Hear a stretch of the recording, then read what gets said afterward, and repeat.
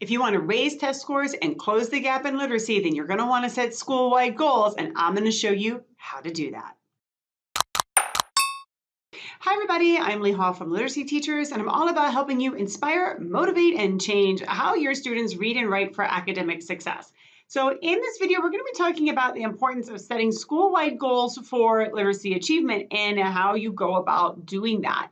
So when we think about literacy instruction and wanting to improve our students' reading and writing abilities, one of the things that we often do is treat literacy, particularly in the elementary grades, like its own subject, right? We block off an hour, 2 hours, whatever.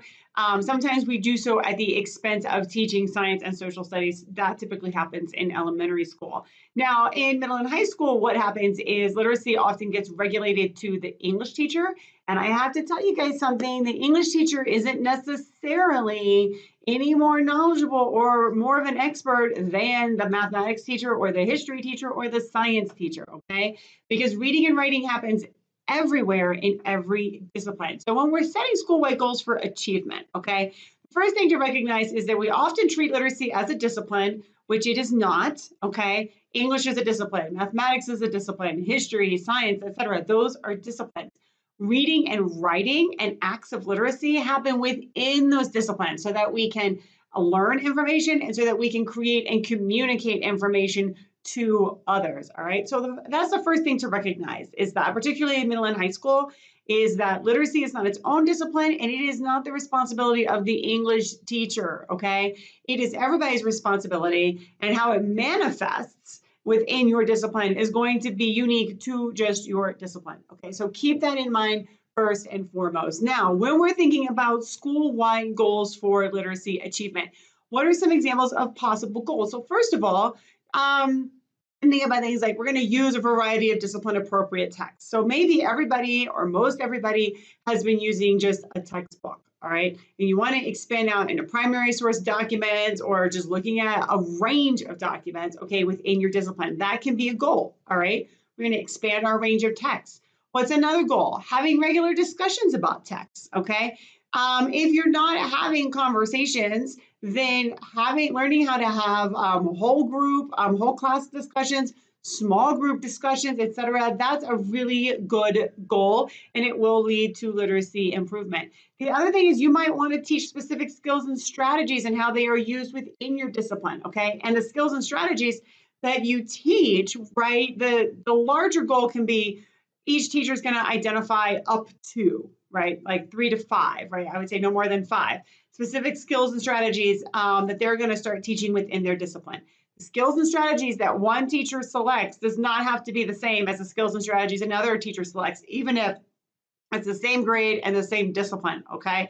Because the needs of the students are going to dictate what specific skills and strategies need to be taught within that class, all right? But collectively as a school, you can have, we're going to identify up to 5 skills and strategies that promote reading and writing, and we're going to teach them within our discipline. And then you can be sharing and discussing those and modifying those as the year goes on, all right? Now, the other thing you want to do is set goals for students who have reading and writing difficulty. So you can have like these larger goals that are school-wide that everybody's working towards.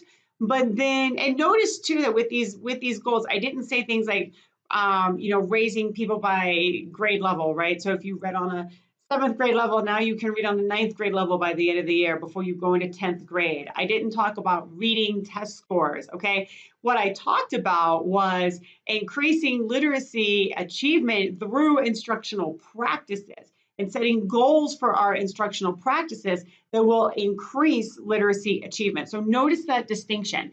But within that, we want to set goals for students who do have some kind of more drastic, severe reading and writing difficulty. Now, keep in mind with your students who have, who are below grade level, who have some really specific needs, that reading programs are going to be helpful, but those gains are not necessarily going to, they might be sustained, but it's not going to turn them into high achieving readers, okay? And the same with pull-out programs. With pull-out programs, however, even though your students might make gains, those gains are typically not sustained when they go back into the classroom, all right? So we want to make this classroom environment super positive for students, but we want to have goals specifically for students who have reading and writing difficulties. Now, again, you can make this about achieving, like improving by one grade, by one reading level, or increasing so much, right, on an end of year test, that kind of thing.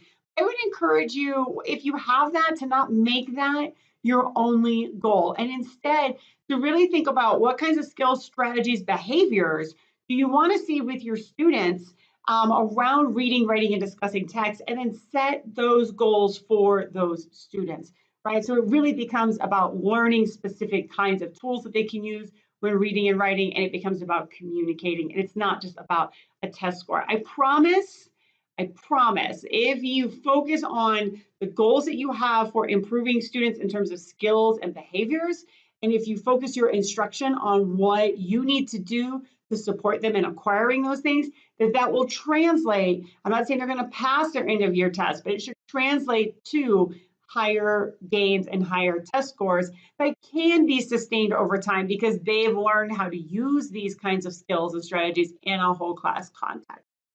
Now, once you've got these goals created, you've created them school-wide, you've created them maybe for yourself, you've created them for some of your students, you want to step back and look at school or district policies and look at how well certain policies do or do not support the goals.